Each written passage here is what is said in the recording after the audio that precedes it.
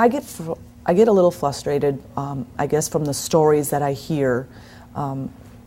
Again, you know, the stories are coming from by the shelter that I'm helping out of state. There's other people in the area that also are rescuing from shelters that are in the same area. And some of the stories that you hear, I guess just how people are so uneducated about, you know, the fact that they don't, again, realize how spaying and neutering is important, or they don't care, or maybe some can't afford it. But I guess that's the most frustrating part for me, is to try to, you know, handle why the shelters have to be so overpopulated, when if people would just learn that, you know, spaying and neutering is going to help prevent, you know, all these animals from being euthanized. I guess that's the hard part, is just not understanding why people just don't get it, you know. My feelings about the no-kill labeling of animal shelters is that there aren't any real no-kill shelters. There are only limited admission and open admission. It is frustrating for people to ask if we're no-kill, because we are open admission, and so we don't turn animals away, as shelters that are no-kill only take animals in if they have space for them, therefore don't have to euthanize animals because they're full. I wish that any animal shelter could get to a point where they could be low euthanasia or no euthanasia, but with the sheer volume of animals coming in, that's not a possibility. One good way is for them to eliminate their heartworm. They used to burn their dog houses. They used to think the heartworm could go from dog to dog, and they were burning their dog houses. And then another way to eliminate euthanasia was a gunshot. That's what we've eliminated for the overpopulation, is we've let them know, bring your dogs to us. We don't have them going out anymore shooting their dogs in the woods, which was a big concern for us. And it used to just break our hearts. Oh, we had to shoot that dog. And we, oh, don't shoot, bring him to us. We'll take care of your dog. So we haven't seen that in a long time now, in over 2 years of the overpopulation. And I think that's how the local law enforcement used to handle it also. Take them out back and shoot them in the dump. All of my dogs are rescue dogs, but my third dog came from a shelter that was very high kill, very overpopulated, and actually they still use the gassing method to euthanize their animals there. And I think that's kind of why, when I found that out, I was kind of like, oh God, they're still doing that. So I wanted to do something to try to help get some of those animals out and to help them. So that's where it all started.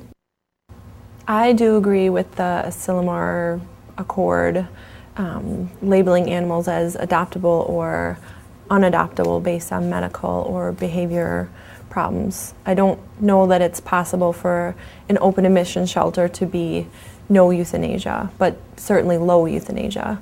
Because if the volume of animals decreases to a point where it's possible to spend thousands of dollars rehabilitating a dog that's been hit by a car, or a dog that has food bowl aggression, with the resources that we're spending on taking care of thousands of animals, if there were only, say, hundreds of animals, we would be able to do such amazing things. But instead, we're piled high with puppies and kittens and just trying to take care of them, spay, neuter them, all the basics. So if the volume of animals decreased to the point where the resources could be put towards those things, I think anything could be possible.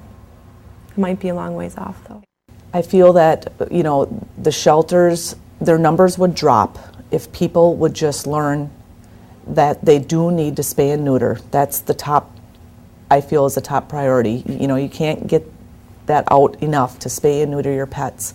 But I also think it would be nice if, you know, there would be stiffer laws with breeding, maybe higher license fees. I know people might not want to hear that, but I really feel that we need to eliminate just anybody breeding their dog.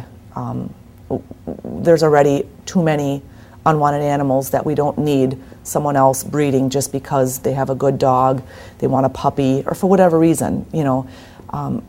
I really feel that stiffer laws, spaying and neutering, and education are the three main goals to help lower the pet population in shelters.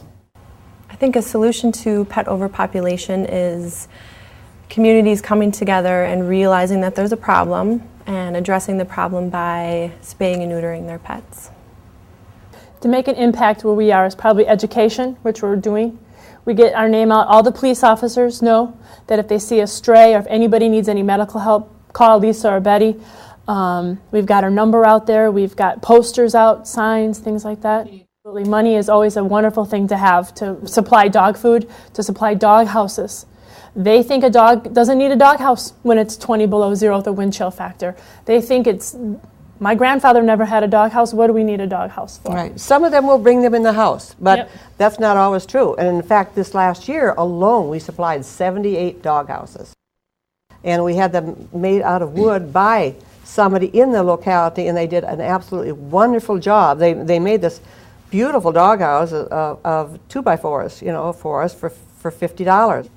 I knew that the need was there, but you know, I think at first you kind of want to look the other way and just say, well, you know, there's so many, so what can I possibly do to help? But you know, if everyone pulls together and realizes how you know the numbers are there in the shelters, and you know, if people just realize that, you know, they need help. You know, we need to adopt these animals instead of buying, or, you know, if we all pull together, I think we can make the numbers start to go down, and you start seeing less of, you know, the overpopulation in the shelters. Right now, we are fine-tuning the areas where people need the dog food. We have all of our vaccinations on a computer. We have all the spay-neuters on a computer, and we keep fine-tuning this. Actually, we need the money for the supplies is the main thing that we need. Right. As part of our spay and neuter clinics, we personally own 7 anesthesia machines. So when we have our vets come here, we set up a MASH unit. I can set up surgery tables in 5 hours. And I can have vets come in and they will do surgeries nonstop from 8 o'clock in the morning till 3 in the afternoon. And we've banged off 75 dogs. We have volunteers wake them up, and the homeowners promise us the dogs go home to a warm, out of the elements for a couple days. They have our phone numbers. If there's any sutures that break or anything, they call us. So our funding is medical supplies, our emergency vaccinations, our emergency vet bills run us about $1,000 a month on everything that we take care of for the local animals. I think a good thing for people to do to realize the pet overpopulation problem is to visit their local animal shelter and see it for themselves. So many people come in and they say, you have so many cats, you have so many dogs, I had no idea that there were this many animals in the community that don't have homes. And then by seeing it themselves, they can tell people. You know, when their neighbor's cat has a litter of kittens, they can say, you know, I was just at the shelter and there are so many cats there. And just begin to realize as a community through word of mouth that the animals here need help. And it would be a more positive way for people to communicate to each other that there is a problem, instead of us trying to convince them that there's a problem. I just feel that if anybody is looking for a new pet, I really think that they should check out their local shelters, rescue groups, go on Pet Finder. Just, you know, I would rather see people adopt than to go out and buy. We really need to help the shelters out and the rescues by adopting, and just to help lower the pet population. You know, that to me is very key, and I'm going to keep working at it to hopefully somehow make a little difference.